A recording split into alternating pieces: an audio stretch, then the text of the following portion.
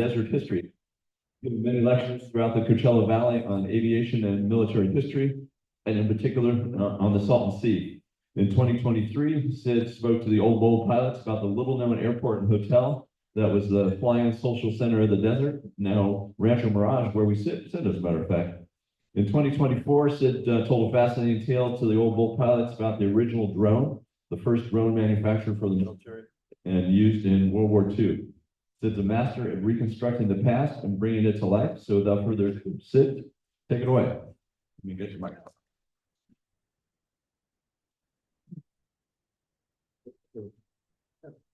No, you need that. You need one of these two.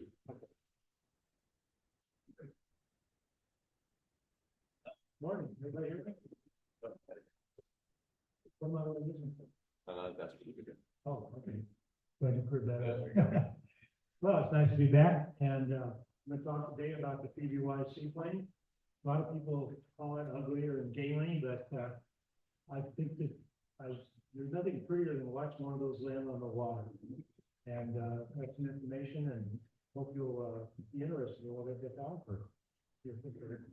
By the way, that's the PBY that's sitting out at the Palm Springs Air Museum.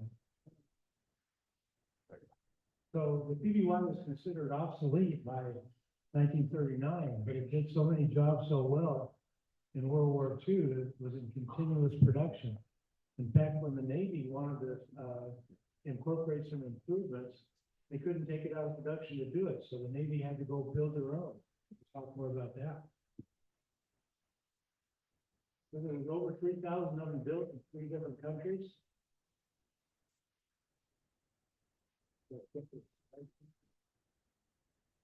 Yeah, flown by 11 different countries. Found the German battleship Bismarck, made the first U.S. aerial attack when it dropped a smoke flare on a Munster submarine in Pearl Harbor, World War II, and it discovered the Japanese fleets in Midway. So it's quite an impressive war record. There was a PBY that was 4 times under fire to rescue downed Army Air Force flyers and spotted the sinking USS Indianapolis. PBY, the P stands for patrol plane, and this is before radar. So long-range patrol planes were essential for the Navy to look over the horizon to see where the enemy was without exposing themselves. Already said that. B was for bomber. When the PBY was originally designed, it was thought to be an offensive weapon, and Admiral King thought of it as a bomber. And it was equipped with a Norden bomb sight, and it could hold, I believe, 400 or 500 pound bombs under the wings. But it really never was much of a bomber. It did better things, other things better. By the way, Y stands for Consolidated Aircraft.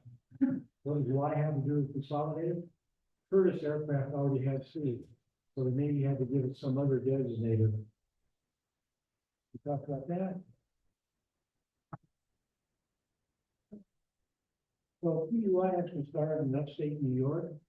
They had a lot of experience building seaplanes, but they had a little problem. They would build these things in the winter. They'd have to disassemble and put them on a railroad car and take them somewhere where the water wasn't frozen to be able to fly them off. So they decided to move to sunny San Diego. Here's a picture of the PBY factory in San Diego. Postcard, really. And there's one taxiing in front of the Civic building in San Diego Bay. Another shot of the factory. I like this picture here. I've got a print of it. That's a pre-war PBY flying over San Diego.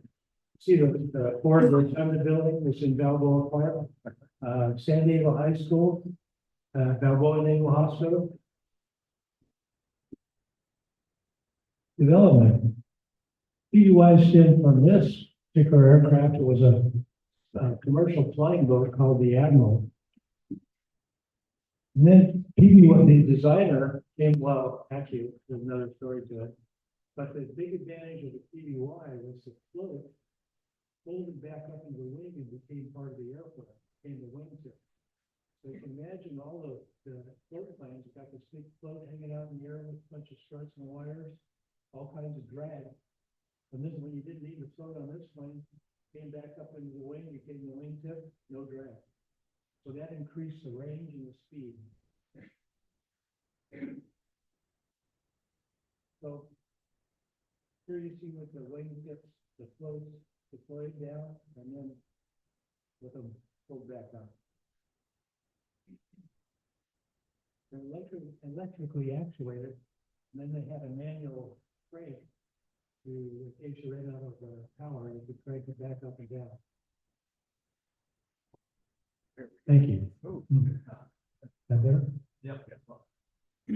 Thank you. So the first 4 versions of the PBY, PB1 through 4, were developmental. Consolidated would build 50 or 60 of them, give them to the Navy. Navy fly them around. Then they're getting feedback. The Navy would fly them around. Can I take this off? No, leave it on. Okay. The Navy would fly them, dash around, tell them what they liked, what they didn't like, and then they'd come out with the next version. No, that's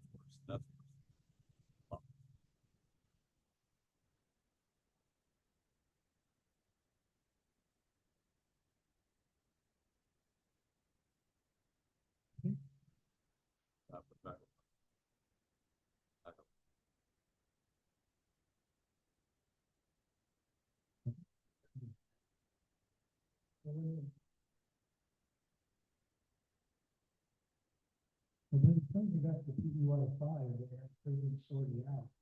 And you see the PBY 5 is a flying boat. It only lands deep out in the water. You see it actually has a hull. So just up until PBY 5, they were all flying boats.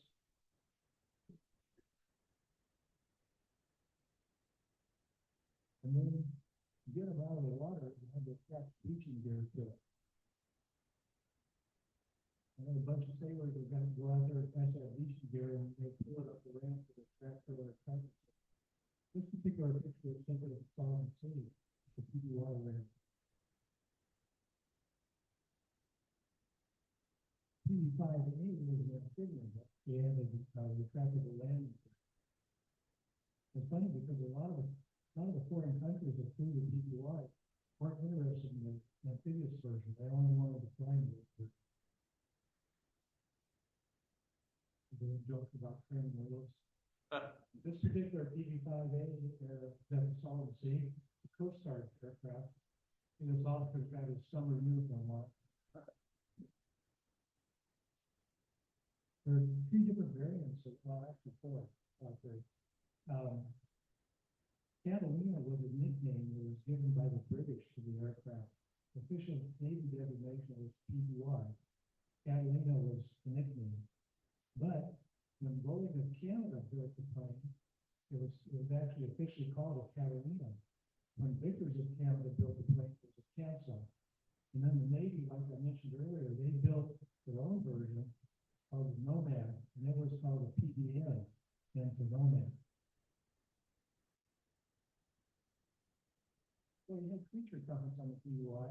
You had bugs, because these things, could fly almost 24 hours, so they had to relieve pilot. They had to really take over the net. They had a galley, electric griddle, cook steak, coffee urn, even had a head, sort of, you can call a 5-gallon can with a toilet seat on the head. But it's funny because the fighter pilots would fly windows on the PBY, and you guys would hold up a cup of coffee in the window to show that life was like on the PBY. Well, the armament, like I mentioned, they could carry bombs, but they weren't a very good bomber. I don't know how long the Jordan bomb sites survived, but I think by mid World War II they were all gone. They could carry depth charges for anti-torpedo work. Torpedoes, that didn't work out very well either. And then the combinations of 30 and 50 caliber machine guns. They had a turret, a gun turret in the bow. The early turret was this configuration. You can see the gunners kind of open to the wind. It wasn't very comfortable. It's interesting because the CAA after the war wouldn't approve the surplus PBYs that people were buying unless they removed the turret and paired it over. The reason being is that there was a seal on that turret. If you got the nose low in the water and that seal was leaking, the thing filled up with water and down in the wind. So I could send it in and take that turret off. Later PBYs had what's called the eyeball turret. And there'd be one or two machine guns coming out of that. There was a lot of retrofitting. So some of the early PBYs were retrofitted with the eyeball turret. So here's a gunner getting in the base lister with a 30 to 50 caliber machine gun. With this kid, it probably weighs 140 pounds. By the way, the waist lister you see here, that came out on the last 4 PBY 4s and all the PB5s and 5As. So it's kind of iconic that you have an older aircraft that doesn't have that lister on it. So you really have a great view. That's the weight center. And then they also have another 30 caliber machine gun out there, what they call the tunnel for the ventral. There's a door that opened on the bottom of the aircraft. So missions, long range patrol, like I said, they were used when they're before radar, when they wanted to be able to look over the horizon. These things had a range of almost 3,000 miles. And it's depending on how they were loaded and approved, could really stay up for almost 24 hours. They were used in anti-submarine warfare and bombing and harassment, search and rescue towards the end of the war, what is called jungle missions. Later on, at the end of the war, they were used to haul people and things around. Mostly executive transport, like if the admiral had to go out to one of the islands, the PBY would take it.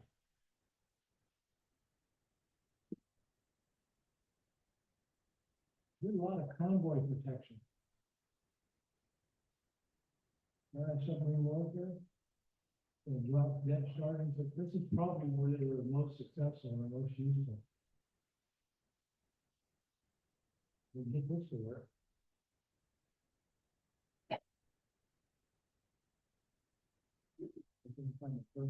It's down, just down a little bit. Bring it down, right. Advance it.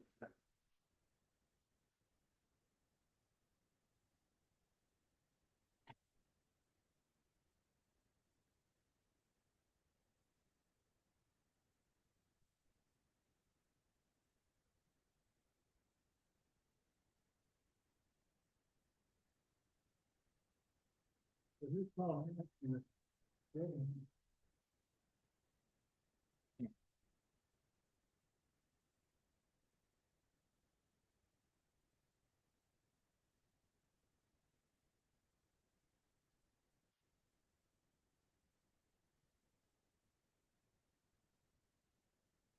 Yep.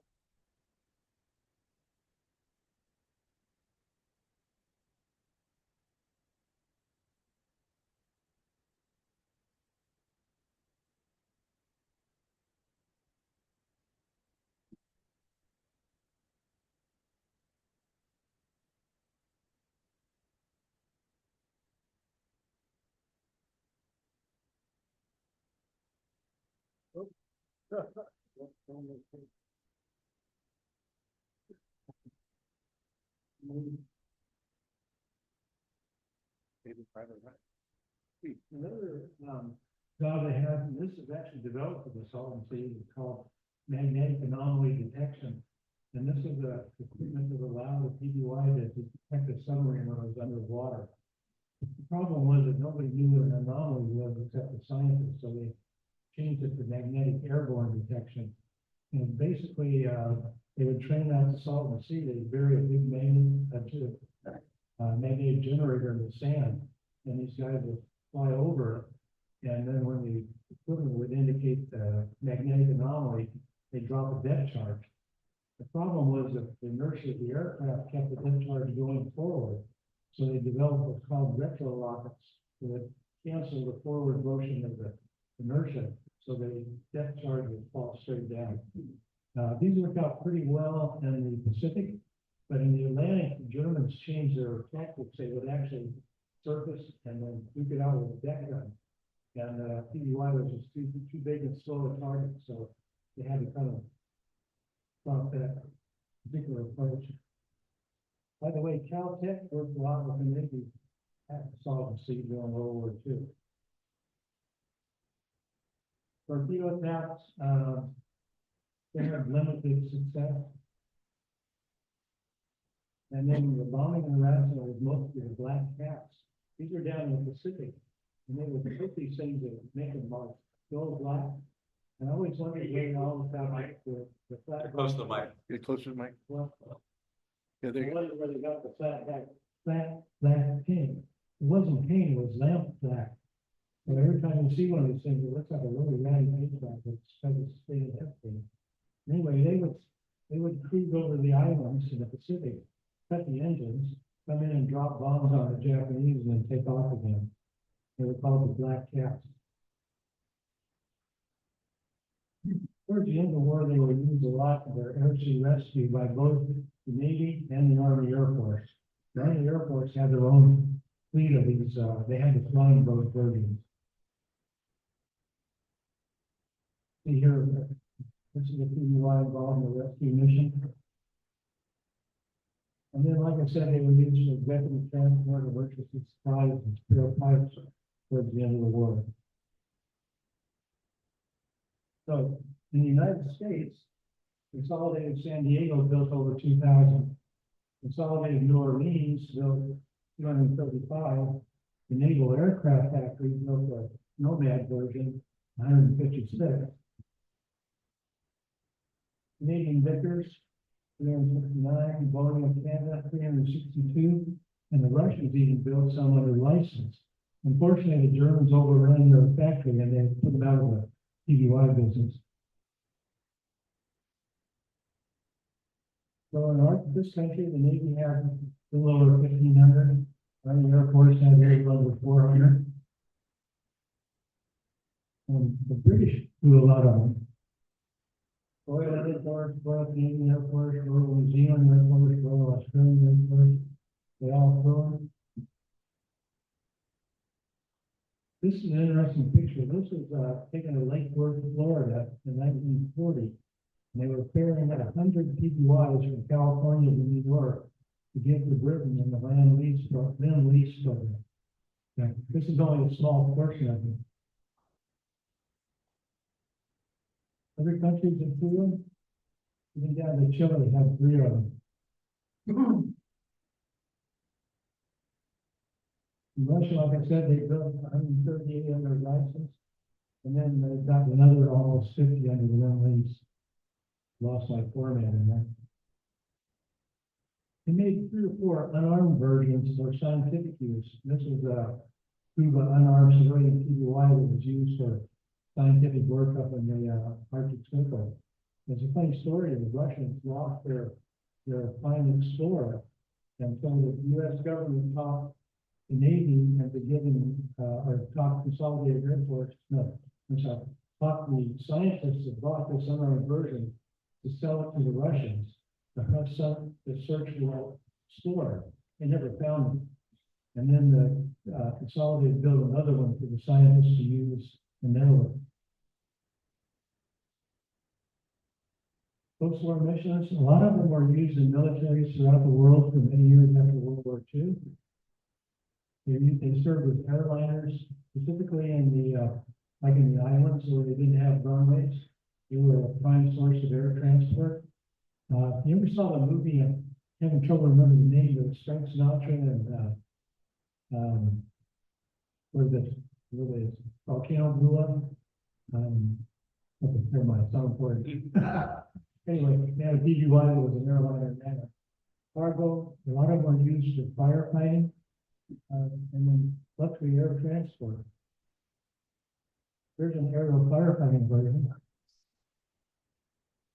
Yes, this is one of the reasons why you don't find many PBYs today.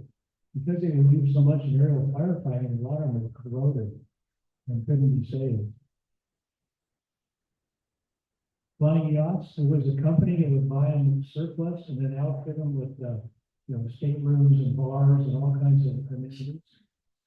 And one guy bought one, he was sailing to the Mideast, and some Bedouins that were sort of a, quasi-military outfit mistook them for Israeli commandos and shot it up.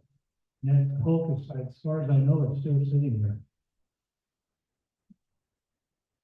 This was one interesting, this was converted by Dr. Berg, who was a PhD and MD, and invented medical equipment. And he actually based it right here in Palm Springs. But he converted it to 4 engines, hung a couple of Lycomans on the outboard, because the configuration it was in was just too heavy for the radios that were on it. Called the Bird Innovator. I had the fortune last year, or late last year, to ride in this one from Eugene, Oregon to Spanish Fork, Utah. And I actually got to fly it for 20 minutes. I can't say I flew it well, but I did fly it. And unbeknownst to me,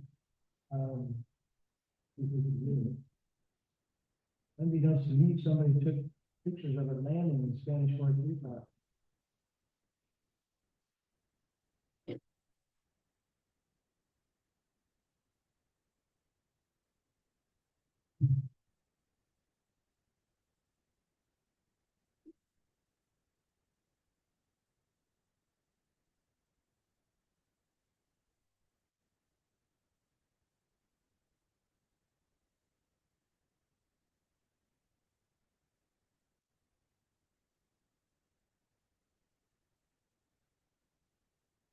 That's life.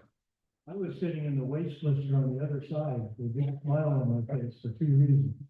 One is I got to check off the #1 thing on my bucket list, and the other one I was getting off an airplane that I'd been on for 5.5 hours that didn't have a bathroom.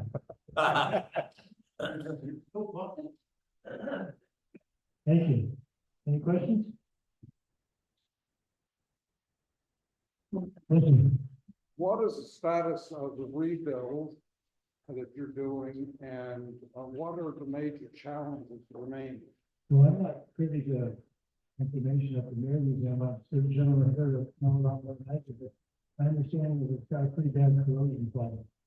Anybody back to that? Yes, sir. It flew in like 20-some years ago. And it was severely corroded and the cost of the crimson secret cost. It's the. When did the Navy, or when did it stop flying operationally with the military? I think it's about 51 or 52. No, later than that, because they were flying in San Diego Bay. So I thought I heard a story of one of them flying, picking up somebody off of Da Nang in Vietnam, or is that possible? off of where? I don't know who was flying with us. Yeah. Questions? What was the range? Range? Well, depending on how it's loaded, 3,000 miles. Yeah, I mean, Can you hear me? Yeah. Yeah, I'd like to add one thing, the PBY did, the fact that Lieutenant Fees flying the PBY, that would have been the 10th of July 1942. The attack on the Dutch Harbor occurred the 3rd and 4th of June 42. Lieutenant Fees then, being off course slightly in July 42, found the N0 that was taken from the Muskeg there, brought out, put on a raft and sailed to Seattle for analysis. The fellows helped me how to fly, 1963, 64, was part of that rescue crew that picked up the Akakan Zero. The fellow had been shot on the Reagan port and made a forced landing where he thought was a medic. Put the gear down, wasn't a medic. It was musky. So as he decelerated, the airplane flipped on its back. And some say he broke his neck, others think it was strangulation front, so he was dead. And so the airplane later, from the 4th of June, or the 10th of July. He'd been at the golf course, saw the airplane down there, then went out and picked it up, brought it back, put it on the raft. The fellow taught me how to fly. PJ Jewell ran our airport there last 20 years. Flew, only 25,000 hours out of that airport. And, he said that he got up in the cockpit of the Zero and sat there on top of the instant panel aftermarket mounted. It's the very latest American built Fairchild Airplane Company rating, bolted on top for the Zero to use. So we had some last minute sailing. Interesting. He was a really good instructor. Worked with him for 20 years. And we went west in 2015 at the age of 94. And started working as a when we first went in the Navy, dropped out of high school in 1939, joined the Navy, and was a steerman, playing responsible for a bunch of steermen. And wound up with the USS Gillis. He was in Cordova, December 7th, 1941. The ship's whistle went off and went out and got on board. We're going to sail to Kodiak Island with the Pelvic baggage. Went to Kodiak, nothing happened with the Dutch carpet, got bombed. And then wound up at the end of his career in 1959, we worked with prototype with the family. He was in school all the time. So, anyway, that's in addition to your what the PBY did for us. Thank you. Thank you. Bruce, Christie, and a stall seat, I'm sorry? the stall seat. What was the cruise speed? And the Cruise speed. the cruise speed and the stall. Stall. I got two buddies whose dads flew PBYs out of Brazil over to them. That was probably pretty good, dude. That was a great talk, really appreciate it. One question, the configuration of the PBY looks a lot like the Pan Am Clippers. Is there any relation between the PBYs and the Clippers? The guy that designed the PBY had worked for Boeing. It might have been involved in the Clippers. But yeah, Clippers were mostly supporting the Boeing. Other questions? All right, well, Sid, thank you so much for that presentation. Thank you. So our speaker next month is the sergeant from the Riverside County